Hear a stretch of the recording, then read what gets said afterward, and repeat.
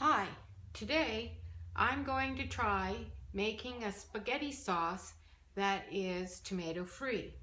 Some of the research I did uses beets and carrots. I didn't have enough carrots, so I thought I would improvise with some cauliflower.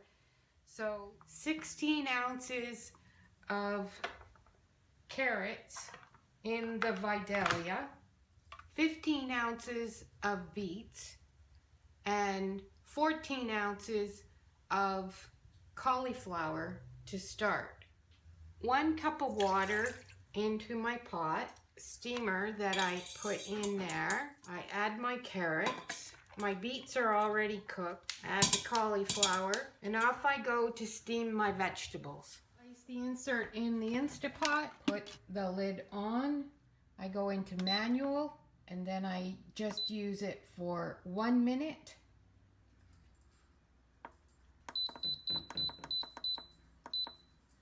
And I put the valve to the back.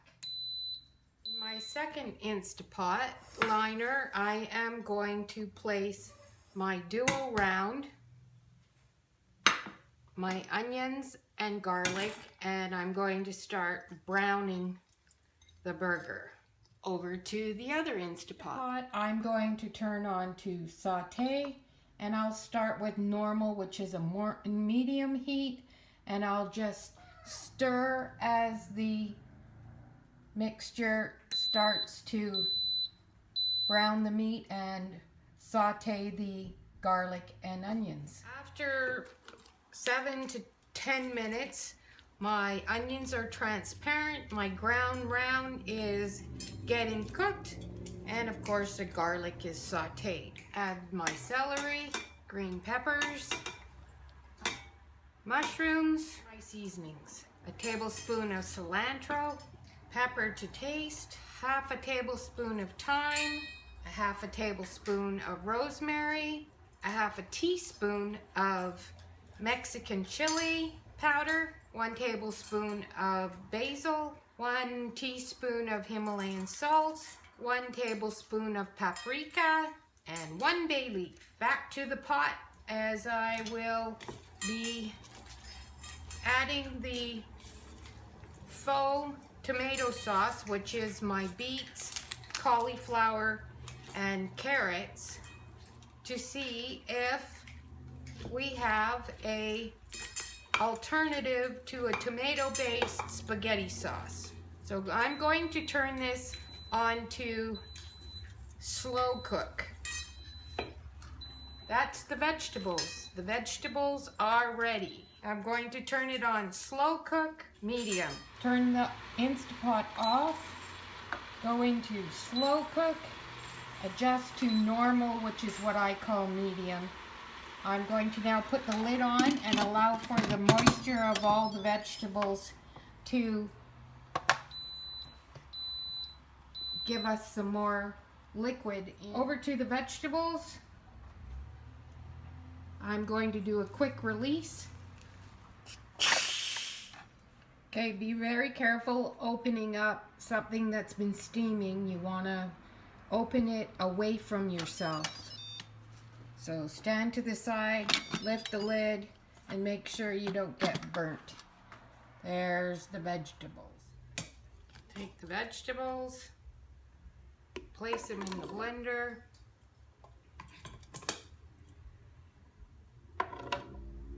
Adding my beets and my beet juice. And puree.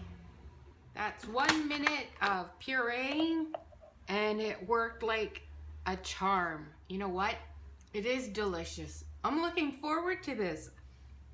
I can eat the tomato sauce or the spaghetti sauce without worrying about getting too much cooked tomato in my system. And this looks like a great alternative. Let me go get the Instapot. I have been slow cooking the meat mixture for almost 40 minutes.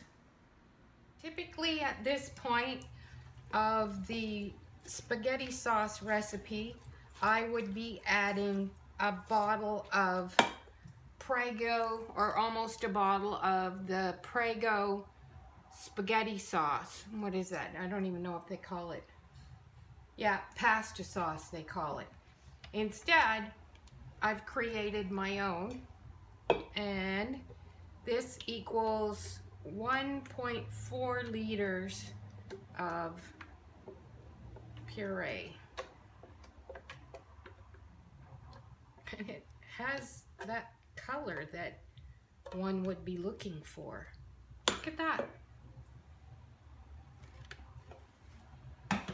Give it a stir.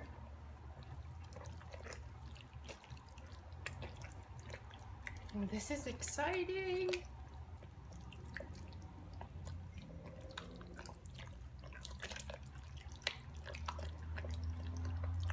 Oh, it smells good. Just trying to get everything stirred in there. Does that not look like spaghetti sauce? I'd like you to try my new recipe and give me feedback. Is that fair? Yeah. Will you do that? Yes. All right. All right. I don't know. It's not spicy? No, it's not spicy. Okay. What do you think that would go over pasta or rice? Any other, it doesn't matter. It would go over both. You like that, do you? Mm-hmm. Is that a nice change? Mm-hmm.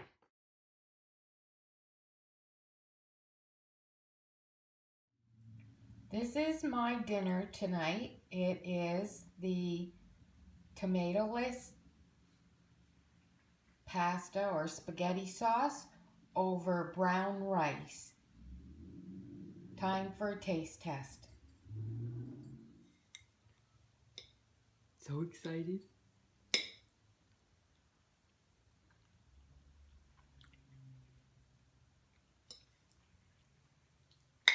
Now, you might be a skeptic, but you have to try this recipe. I dare you to try it if you're looking for tomato alternatives. This is awesome.